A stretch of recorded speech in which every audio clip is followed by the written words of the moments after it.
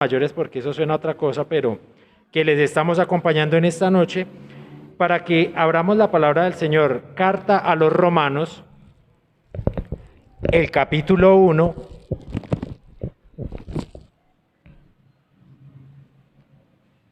Y vamos a leer 3 versos de la palabra del Señor. ¿Me confirman, por favor, si ahí se está escuchando bien? Romanos capítulo 1, y vamos a leer los versos 15, 16 y 17. Yo sé que el 16 de pronto de estos 3 es el más conocido, pero vamos a leer el 15, el 16 y el 17. Amén. Dice así la palabra del Señor. Así que, en cuanto a mí, pronto estoy a anunciaros el Evangelio también a vosotros que estáis en Roma, porque no me avergüenzo del Evangelio, porque es poder de Dios para salvación a todo aquel que cree, al judío primeramente y también al griego. Porque en el Evangelio la justicia de Dios se revela por fe y para fe, como está escrito, mas el justo por la fe vivirá. Bueno, en esta noche vamos a meditar. Y el mensaje no está dirigido solamente para quienes ya hemos tomado la decisión de recibir al Señor Jesucristo en nuestro corazón, de recibirle como nuestro Salvador, sino para aquellos amigos, aquellos jóvenes que nos están acompañando en esta hora y que todavía están pendientes de tomar esta decisión. Aprovechamos para darles la bienvenida. Tenemos unos muy jóvenes, por ahí hay unos muy pequeñitos. Ya Alan no es de los más pequeñitos, por allí también ya le gana, ¿cierto? Qué bendición tener nuevamente con nosotros a Salomé. Hermanos, ustedes que estuvieron orando por ellas, aquí está el resultado de la oración. El Señor nos sigue respondiendo porque ahorita lo cantamos varias veces. Él sigue siendo fiel. Y bueno, vamos a meditar en esto que dice el apóstol, o mejor, el Espíritu Santo a través del apóstol, en ese momento y que lo dice también para nosotros. Entonces el apóstol Pablo está dando una declaración en donde dice, así que en cuanto a mí, y vamos a partir de este punto inicial, mire, joven querido que nos acompaña, a pesar de que las decisiones y de que el proceso o el propósito de Dios mejor puede llegar a afectar a toda una familia, a todo un barrio o incluso a toda una nación, todo comienza con una decisión personal, con una decisión particular de un hombre o una mujer que tiene esa posibilidad de tomar la decisión de obedecer al Señor, de creerle al Señor y de entregarle su vida. Entonces mire que el apóstol no está diciendo, es que nosotros tenemos que salir, es que nosotros vamos a ir. Dice, no, pues yo no sé los demás que estén pensando, pero si soy yo, estoy pronto para ir a anunciaros el Evangelio, en cuanto a mí. Se nota que al Señor le gustan este tipo de declaraciones. Recordemos que también por allá en el Antiguo Testamento hubo un hombre, Josué, creo que es el capítulo 24, en donde le hace un reto al pueblo y le dice, miren, yo no sé ustedes qué van a hacer, escojan a quién van a servir, pero yo y mi casa serviremos a Jehová. Él sabía, él había dado testimonio mucho tiempo antes y ahí ya terminando la jornada también les dice, miren, ustedes pueden tomar la decisión que quieran, pero yo sirvo a mi Señor. Y eso es lo que el Señor está esperando de cada uno de los que estamos aquí en este lugar. Y ahí sí, como diría Pablo, de los jóvenes y de los no tan jóvenes. Cada uno en particular debe tomar esta decisión. Y mire que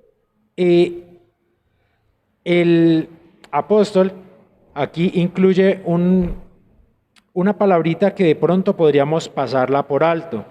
Pero él dice, así que en cuanto a mí, voy a anunciaros el Evangelio.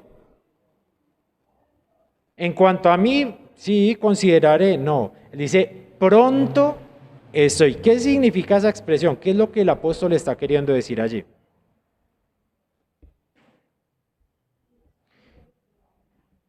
Es que no va a estar renuente a hacerlo, está con toda la disposición, con todo el compromiso, con todo el ánimo para anunciarles el Evangelio. Cuando nosotros traemos el contexto de, yo no sé si usted se ha preguntado por qué este culto, yo tengo ya, bueno, más fácil, voy a cumplir este año 42 años, sí, es que a veces se le embolata a uno como para hacer la cuenta. Entonces en este momento tengo 41. Pero yo no sé si usted se ha puesto a pensar, desde que yo tengo uso de razón, me acuerdo del culto Gavillas para Cristo dirigido por los jóvenes y con el propósito de que es muy importante que a través de la ofrenda misionera ayudemos al sostenimiento de aquellos hombres y mujeres y niños que están allí en tantos lugares anunciando el Evangelio de nuestro Señor Jesucristo. Nosotros no podemos ir, ellos están allá. Usted se ha puesto a pensar por qué se llama Gavillas para Cristo.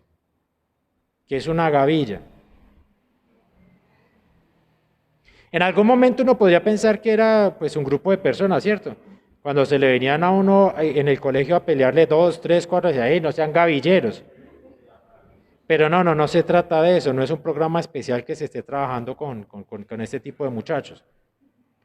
Es que en los lugares donde sobre todo relacionado con el trigo y otros cereales, cuando llegaba el momento de la siega, ¿cierto? Porque había que sembrar, había que preparar el campo, cuidar, que no hubieran pues plagas ni insectos. Pero cuando ya era el tiempo de segar, pues iban segando y entonces la persona llevaba una hoz en su mano. Yo sé que pronto ustedes las han visto, es un elemento cortante curvo para poder facilitar el trabajo.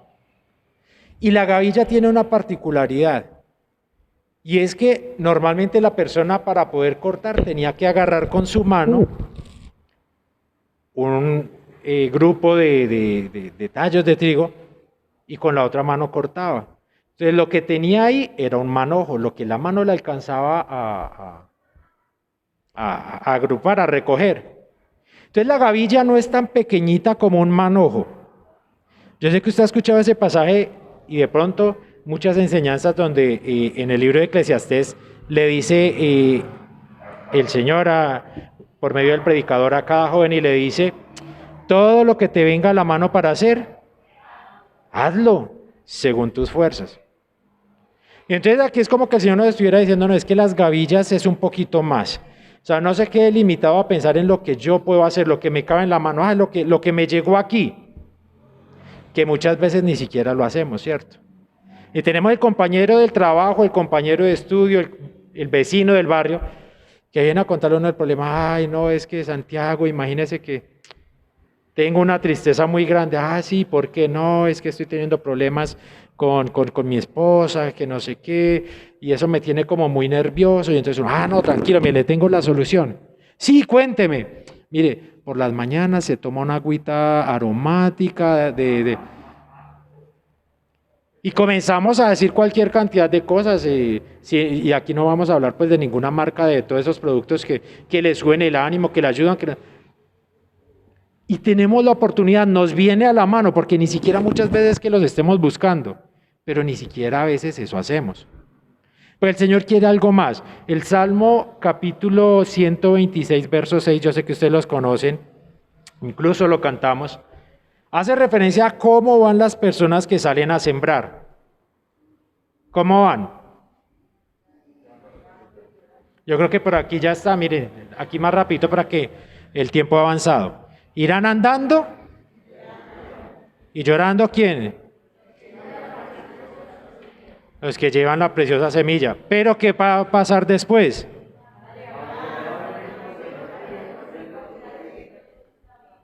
Mire, muchas veces sembrar cuesta trabajo, cuesta lágrimas. Sobre todo porque nosotros, como seres humanos, en términos generales, por naturaleza, somos impacientes.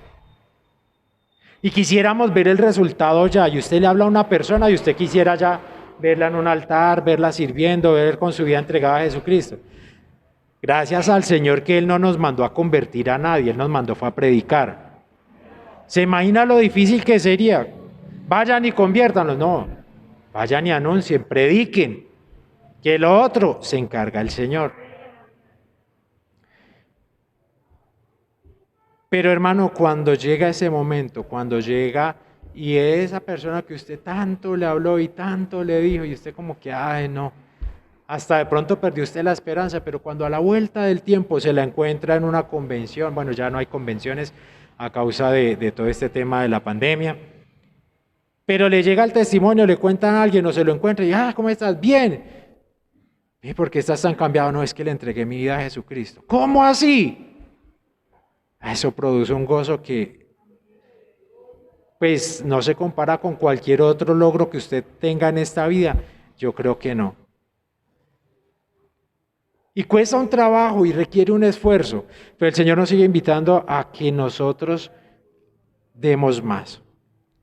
Y mire que la gavilla tiene una particularidad, es más grande que el manojo, es decir, no es solo como lo que está ahí facilito para coger, pero tampoco es tan compleja, tampoco es tan grande como un haz de trigo. El Señor nos sigue diciendo, miren, mi yugo es fácil y ligera mi carga, no es nada que tú vayas a resentir de que, ay hermano, y entonces si yo no predico como Pedro, y en Hechos capítulo 2, el verso 41 nos dice que todos los que escucharon la palabra y la recibieron, se añadieron a la iglesia ese día como 3,000. Hermano Edison, si en la próxima predicación no se entregan 3,000 personas, entonces ya no. Hermano Daniel, lo mismo. Uy, no, pues, Señor. Es que el Señor no nos pone a nosotros que tengamos que cargar cosas grandísimas y gravosas que nosotros no podemos. Si el Señor quiere usar al hermano Edison, al hermano Daniel, al hermano David, al que Él quiera, para que se conviertan en 3,000, es que Él es el que lo hace. Lo que nosotros tenemos que hacer es obedecer. Claro, tenemos que estar llenos del Espíritu Santo de Dios para que tan siquiera uno pueda recibir la palabra y sea sembrada y del fruto para el que el Señor le ha enviado.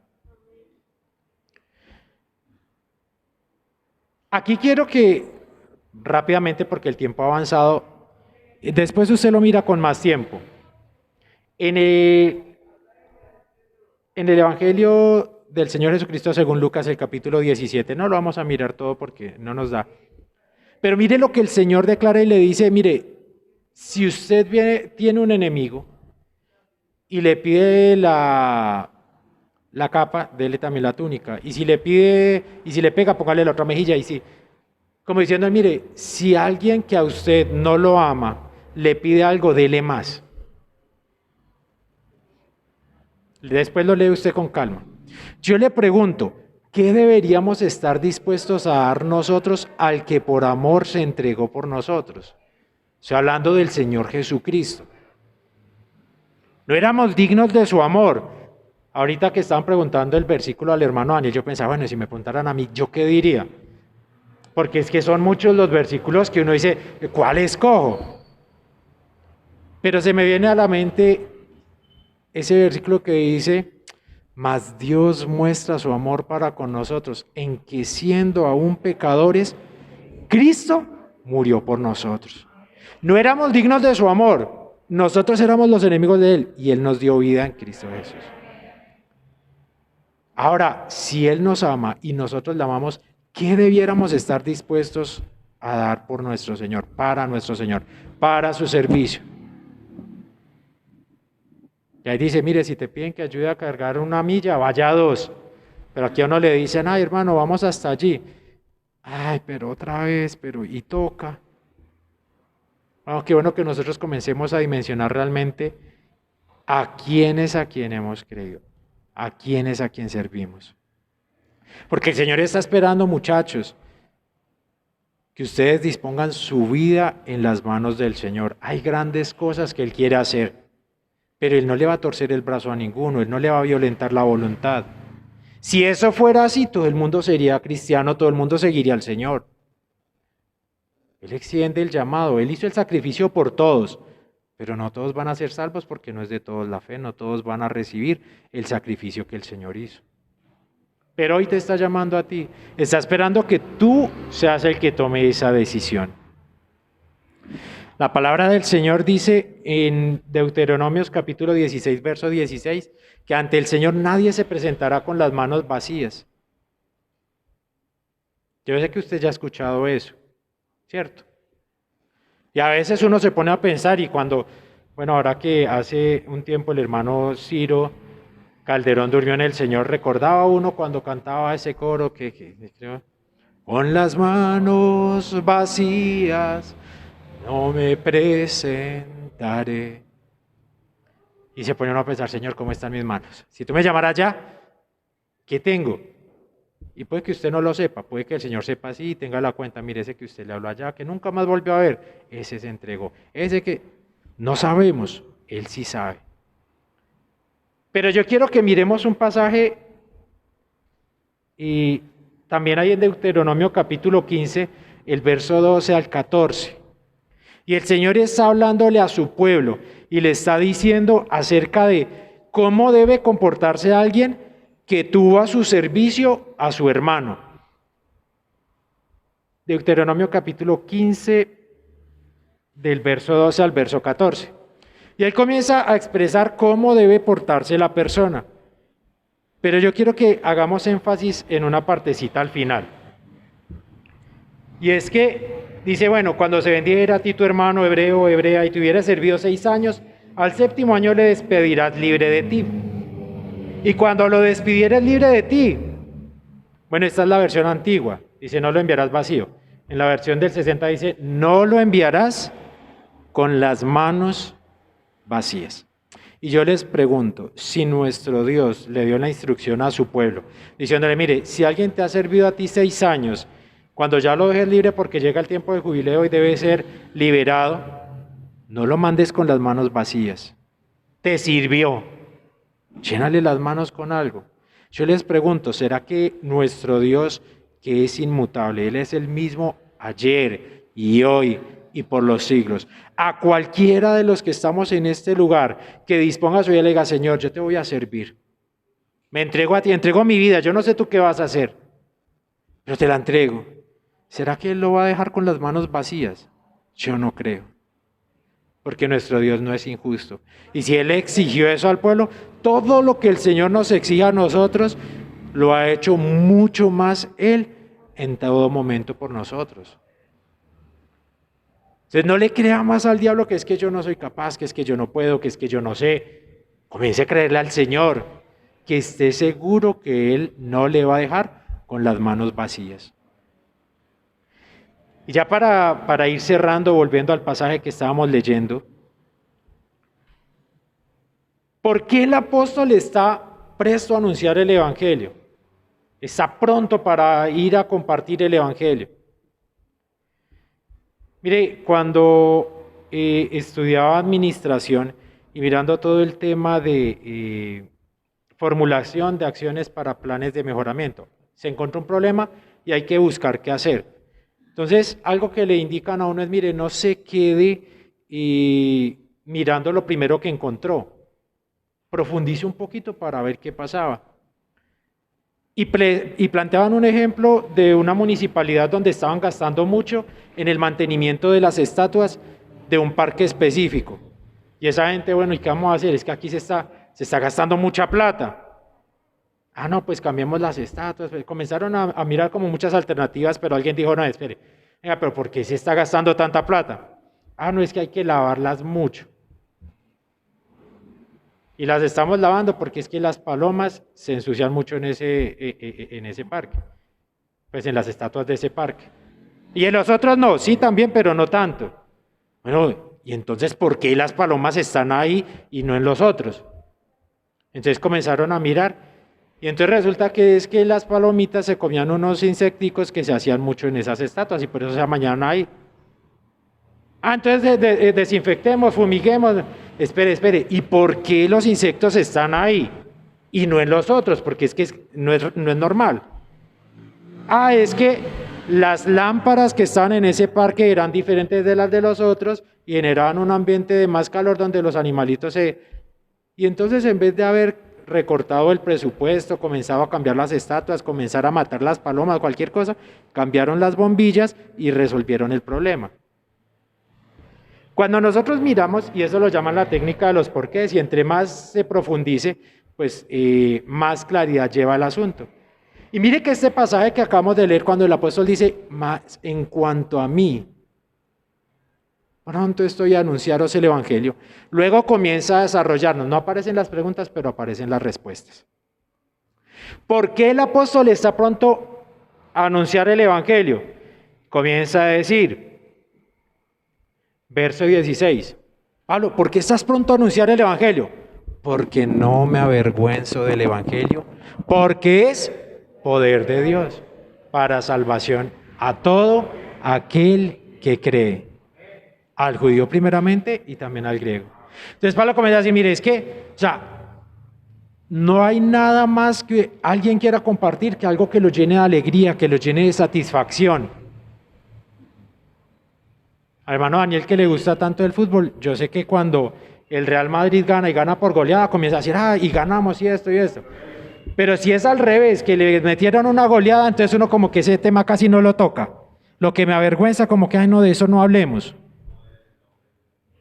No, de eso no hablemos. Entonces Pablo les comienza a decir, mire, es que yo estoy pronto para hablarlo porque no me avergüenzo, porque es que es algo que todo lo contrario, lo que soy en mi vida ahora, se lo debo a ese evangelio. Porque es poder de Dios para salvación a todo aquel que cree. Y si usted en esta noche está aquí y aún no ha creído o aún no ha tomado la decisión, esta palabra sigue siendo fiel y es poder de Dios para salvación para su vida. Solo basta que crea lo que el Señor dice. Pero no se queda ahí. Sigue diciendo, ¿y por qué el poder de Dios, o por qué el Evangelio es poder de Dios para salvación? Dice, porque en el Evangelio la justicia de Dios se revela por fe y para fe. Como está escrito, mas el justo por la fe vivirá. Y lástima que no podemos seguir, y pues el tiempo no nos da, porque si usted sigue leyendo el pasaje, encuentra más explicaciones y más profundidad de la palabra del Señor en este tema. Pero deteniéndonos ahí en este momento, mire que es muy importante que nosotros comencemos a entender. Bueno, si de pronto usted en algún momento está encontrando dificultades para estar pronto a anunciar el Evangelio del Señor, comience a revisar de ahí para abajo. Porque cuando nosotros encontramos a una persona que tiene un problema muy difícil y no le compartimos a quien tiene la solución, a nuestro Señor Jesucristo, de pronto es porque a veces vemos que como si ese problema el Señor, pues será que sí, o será que esta persona así, pero ese como es de mentiroso, ese como es de ladrón, ese como es de... Pero si nosotros creemos realmente que el Evangelio es poder de Dios para salvación, no nos vamos a quedar callados. Pero para que tengamos eso claro, necesitamos tener esa revelación, necesitamos tener esa claridad de la justicia de Dios a través del Evangelio. Y ahí es donde muchas veces se dificulta. Porque entonces viene la explicación doctrinal, viene cuando nos están hablando de algo que es muy importante para nuestra vida espiritual y nosotros nos distraemos o no prestamos atención o nos pasa lo que la misma palabra del Señor describe. Somos oidores olvidadizos. Y recordemos lo que dijeron los apóstoles cuando se encontraron con un hombre que tenía una dificultad. Era joven de nacimiento y estaba pidiendo una ayudita, por favor. Y estos hombres pudieran haber buscado, pues que darle, no tengo plata en este momento, pero espéreme que ahorita vuelvo, espéreme que, oiga, lo invito a salir, pues no sé. Pero ellos tenían algo que habían recibido y le dijeron, no, espere. No tenemos plata ni oro, no tengo. Pero de lo que sí tengo, eso te doy. Necesitamos estar llenos del Señor Jesucristo, llenos de su Evangelio, llenos del Espíritu Santo de nuestro Dios, para que podamos compartir con las personas que están necesitando. Ya con esto vamos a terminar. En esta misma carta hay una descripción de las personas que a pesar de que han escuchado, de que a pesar que han visto, toman la decisión equivocada. Y mire el verso 21, Romanos capítulo 1, verso 21 dice, estas personas que han visto, mire, se dan cuenta de todo lo que en la naturaleza pasa y prefieren darle la gloria a la naturaleza o a las criaturas antes que al Creador. Y dice la palabra del Señor, porque habiendo conocido a Dios, no le glorificaron como a Dios, ni le dieron gracias. Y ya comienza a decir que se envanecieron, bueno. Entonces uno dice, pero es que la gente, ¿cómo así que no glorificaron a Dios ni le dieron gracias? Vamos a adelantarnos 10 capítulos en esa misma carta ya para ir concluyendo. Romanos capítulo 10, verso 14. Si yo les pregunto, ¿la fe por qué viene? Así pues que la fe es por el oír y el oír por la palabra de Dios. Entonces nosotros decimos, claro, es que la gente tiene que escuchar. Pero viene una serie de cuestionamientos. Y dice la palabra del Señor, verso 14. Mire que allá decía que no le glorificaron como a Dios ni le dieron gracias.